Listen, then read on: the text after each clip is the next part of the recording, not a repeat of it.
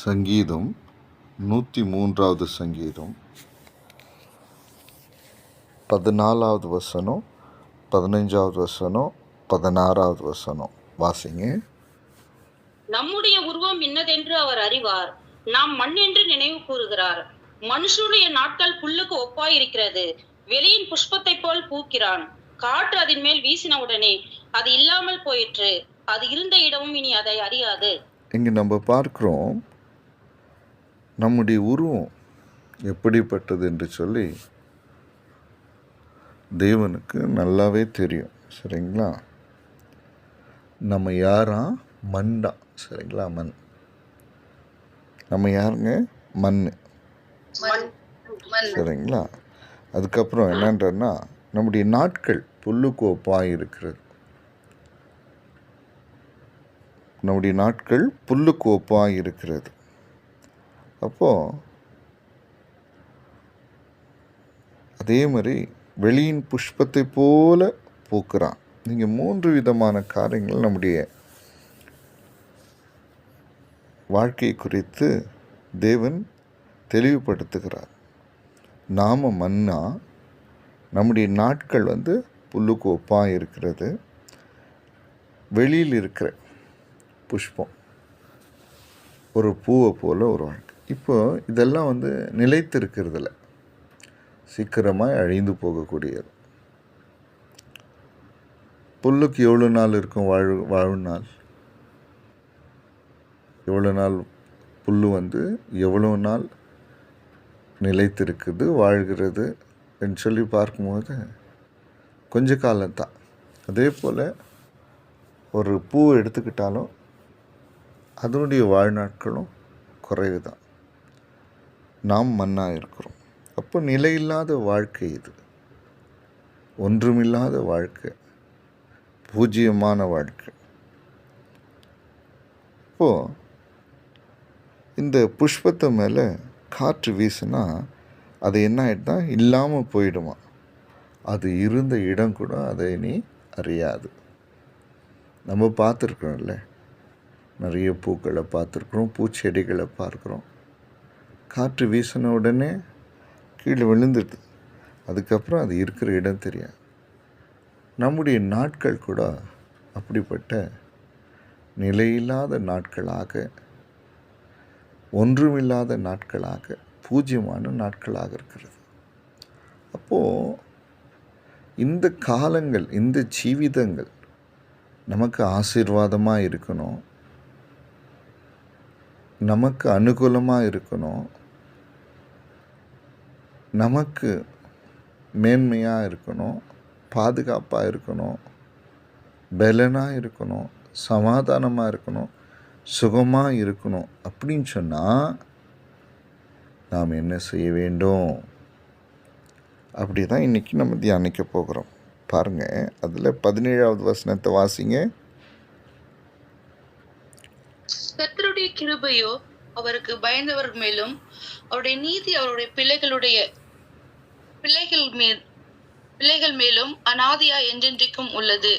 பாருங்க, இங்கே நம்ம பார்க்குறோம், இந்த நிலையில்லாத வாழ்வு நிலைத்து இருக்கணும்னு சொன்னால், ஆசீர்வாதமாக இருக்கணும்னு சொன்னால், பிரயோஜனமாக இருக்கணும்னு சொன்னால், மேன்மையாக இருக்கணும்னு சொன்னால், கர்த்தருடைய கிருபை மிகவும் அவசியம். ஆண்டவருடைய கிருபை இல்லாமல் இந்த வாழ்வு ஆசீர்வாதமாக இருக்காது. அது ஒன்றும் இல்லாமல் இருக்கும். கர்த்தருடைய கிருபை எப்படி ஒரு மனுஷனுக்கு கிடைக்கும்? அந்த கிருபையில் தான் பலன் இருக்குது, அந்த கிருபையில் தான் பாதுகாப்பு, அந்த கிருபையில் தான் ஆசீர்வாதம், அந்த கிருபையில் தான் இளைப்பாறுதல், அந்த கிருபையில் தான் சந்தோஷம், சமாதானம், மேன்மை, வெற்றி எல்லாமே அந்த கிருபையில் தான். அப்போ ஒரு மனுஷனுக்கு எப்படி தேவனிடத்தில் இந்த கிருபை கிடைக்கும்? கர்த்தருடைய கிருபையோ அவருக்கு பயந்தவர்கள் மேலும். அப்போது புல்லுக்கொப்பாக இருக்கிற இந்த வாழ்க்கை மேன்மை அடையணும்னு சொன்னால், மண்ணாக இருக்கிற இந்த வாழ்க்கை மேன்மை அடையணும்னு சொன்னால், புஷ்பத்தை போல் இருக்கிற இந்த வாழ்க்கை ஆசீர்வாதமாக இருக்கணும்னு சொன்னால் நமக்கு கிருபை வேணும். அந்த கிருபை எப்படி கிடைக்குதான்? கர்த்தருக்கு பயந்தவர்களுக்கு அவருடைய கிருபை கிடைக்குதாம். கர்த்தருக்கு பயப்படுகிறது தான் என்ன அப்படின்னு சொல்லி நம்ம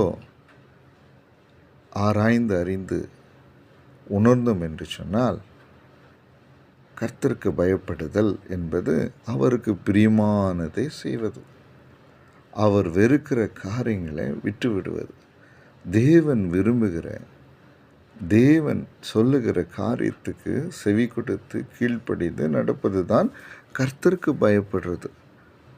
ஆமேன். யாருக்கு கர்த்தருடைய கிருபை கிடைக்கும், யாருக்கு கர்த்தருடைய கிருபை கிடைக்கும் அப்படின்னு சொல்லி பார்க்கும் பொழுது, அவருக்கு பயந்தவர்களுக்கு. இல்லை, நான் பயப்பட மாட்டேன், ஆண்டவருக்கு பயப்பட மாட்டேன், அவர் விரும்புகிறத நான் செய்ய மாட்டேன், என் இஷ்டத்தின்படி தான் வாழ்வேன், என் எண்ணத்தின்படி தான் வாழ்வேன், என்னுடைய இச்சைகளின்படி தான் வாழ்வேன், என்னுடைய விருப்பம் தான் எனக்கு முக்கியம் அப்படின்னு சொல்லும்போது,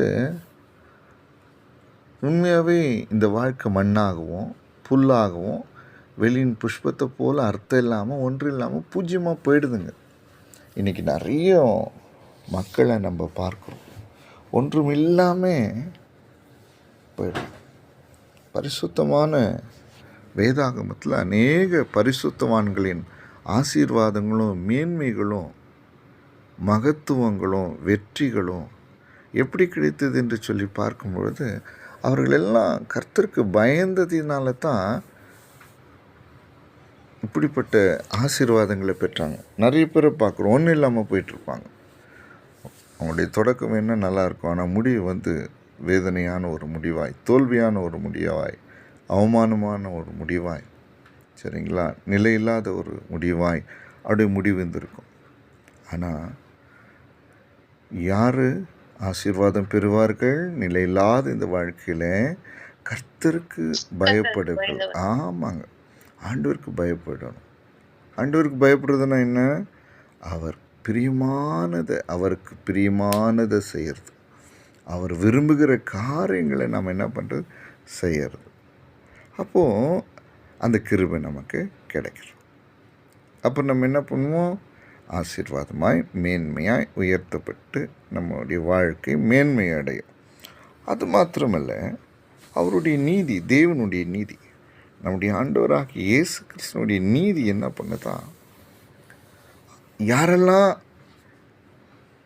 கர்த்தருக்கு பயந்து அவருடைய கிருபை பெற்று வாழ்கிறாங்களோ அவர்களுக்கு கர்த்தருடைய நீதி என்ன பண்ணுது? அவருடைய பிள்ளைகளுக்கு கிடைக்கிறது தான். அவருடைய பிள்ளைகளுடைய பிள்ளைகள் மீது அனாதையாக என்றென்றைக்கு இருக்கும். பார்த்திங்களா, நம்முடைய பிள்ளைகளுக்கு நம்ம எதை சேர்த்து வைக்கிறோமோ இல்லையோ, தேவனுடைய நீதியை சேர்த்து வைக்கணும். அது அனாதையாக பிள்ளைகளுடைய பிள்ளைகள் மீது என்னென்றைக்கும் இருக்குமா. Praise the Lord. ஆமென்.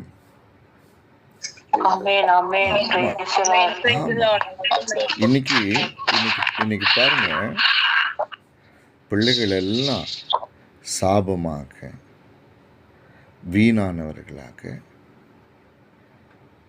குடும்பத்திற்கும் சமுதாயத்திற்கும் சபைக்கும் பிரயோஜனம் இல்லாதவர்களாக, சீர்கெட்டு போனவர்களாக, துன்மார்க்கத்தில் வாழ்கிறவர்களாக,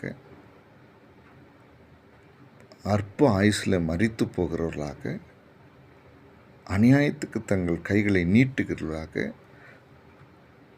தேவனுடைய அன்பை அறியாதவர்களாக அந்த தலைமுறையே இன்னைக்கு அழிந்து போகிறத நம்ம பார்க்குறோம். இதுக்கெல்லாம் காரணம் என்ன தெரியுங்களா? பெற்றவர்களாகிய நாம் தான். பெற்றவர்களாகிய நாம் தேவனுக்கு பயப்படாமல், தேவன் விரும்புகிற காரியங்களை நாம் செய்யாமல், தேவன் அருவருக்கிற காரியங்களை செய்யும் பொழுது தேவனுடைய கிருபை இழந்து போகிறோம். தேவனுடைய கிருபை எழுந்து போகும்போது தேவனுடைய அந்த நீதி நம்முடைய பிள்ளைகள் வாழ்வில் அனாதியாக இல்லாமல் போயிடுது. அது என்னென்றைக்கு இருக்கணும் இல்லை? தேவனுடைய நீதி, நம்முடைய ஆண்டவராகிய இயேசு கிறிஸ்துனுடைய நீதி நம்முடைய பிள்ளைகளுக்கு கிடைக்கும் பொழுது தான் பாக்கியவான்களாக, பரிசுத்தவான்களாக, குடும்பத்துக்கு பிரயோஜனமானவர்களாக, சபைக்கு பிரயோஜனமானவர்களாக, தேசத்துக்கு பிரயோஜனமானவர்களாக, சாட்சி உள்ளவர்களாக, தேவனுடைய மகிமையை வெளிப்படுத்துகிறவர்களாக, பாதுகாப்பாகவும், உயர்ந்தவர்களாகவும், அறிவில் சிறந்தவர்களாகவும், ஒழுக்கம் நிறைந்தவர்களாகவும் வாழுகிறார்களே. அந்த நீதி இல்லைன்னா என்ன ஆகும்? அப்போது நிலையில்லாத இந்த வாழ்வில், மண்ணாயிருக்கிற இந்த வாழ்வில், புல்லை போல் இருக்கிற இந்த வாழ்க்கையில், புஷ்பத்தை போல பூத்து வாடி மறைந்து போகிற இந்த வாழ்க்கையில் தேவனுடைய நீதியை நம்முடைய பிள்ளைகளுக்கு எப்படி நாம் சேர்த்து வைக்க முடியும்? சொல்லுங்க, எப்படி நம்ம சேர்த்து வைக்க முடியும்? கர்த்தருக்கு பயந்து நடந்து அவருடைய கிருபையை ஆண்டவருடைய கற்பனைகள், தேவனுடைய கற்பனைகளுக்கு கீழ்ப்படிந்து அவர் விரும்புகிற காரியங்களை நாம் செய்யணும். இன்றைக்கி ஒப்பு கொடுக்கலாம்.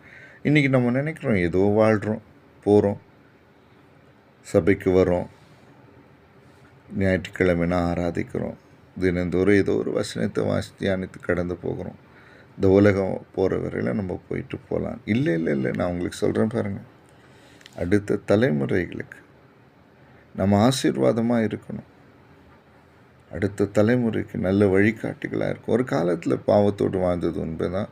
நம்முடைய முன்னோர்கள் செய்த தப்பிதங்கள், அவருடைய கீழ்ப்படியாமைகள், தேவனை எதிர்த்த காரியங்கள் எல்லாம் நம்முடைய வாழ்க்கையில் துன்பங்களாக, பரிதாபங்களாக மாறி போனது தெரியுமா? ஆனால் ஆண்டவருடைய அன்பு நம்மை தூக்கி இருக்கிறது. ஆண்டவருடைய அன்பு நம்மை அவர் பக்கம் திருப்பி இருக்கிறது, நம்மை நிலைப்படுத்தி இருக்கிறது. அப்போது நம்ம என்ன பண்ணோம்? நம்முடைய தலைமுறைகளுக்கு ஆசீர்வாதத்தையும் தேவனுடைய நீதியும் நாம் சம்பாதித்து வைப்பது மிகவும் அவசியமாக இருக்கிறது.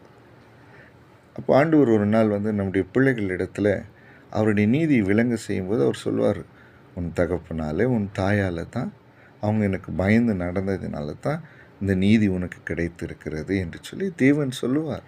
தேவன் சாட்சி பகர்வார். ஆனால் நம்முடைய பிள்ளைகளுக்கு நாம் சாபத்தை சேர்த்து வைக்கிறவர்களாம் இந்த உலகத்தில் இருக்கக்கூடாது. ஒரு காலத்தில் இருந்தது உண்மை தான். இப்போ தேவனிடத்தில் அன்புக்கு வர ஆரம்பிக்கணும், அவருடைய கற்பனைகளை கைக்கொள்ள ஆரம்பிக்கணும். ஆமேன்.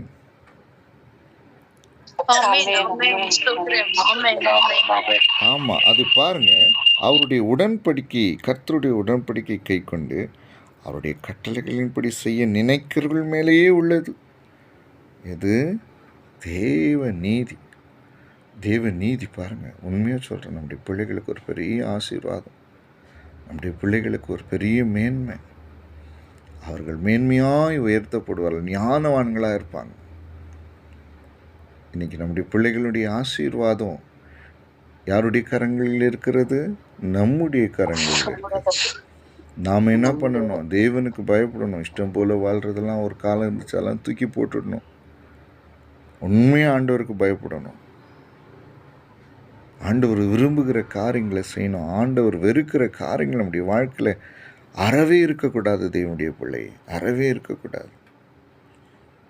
ஏன்னு சொன்னால் நிலையில்லாத வாழ்க்கை, இது ஒன்று இல்லாத வாழ்க்கை. இந்த கர்த்தர் நினைவு கூர்ந்து நம்மை ஆசீர்வதிக்கணும்னு சொன்னால், இதை நிலைப்படுத்தணும்னு சொன்னால், நம்மை மேன்மைப்படுத்தணும்னு சொன்னால், நம்மை பாக்கியம் உள்ளவர்கள் என்று சொல்லி உயர்த்தணும்னு சொன்னால், நாம் தேவனுக்கு பயப்படுவர்களாக இருக்கணும். தேவனுக்கு பயப்படுவது என்பது தேவன் விரும்புகிற காரியங்களை செய்வதும், தேவன் வெறுக்கிற அருவெறுப்பான காரியங்களை தள்ளிவிடுவதுமாக இருக்கிறது. ஆமேன்.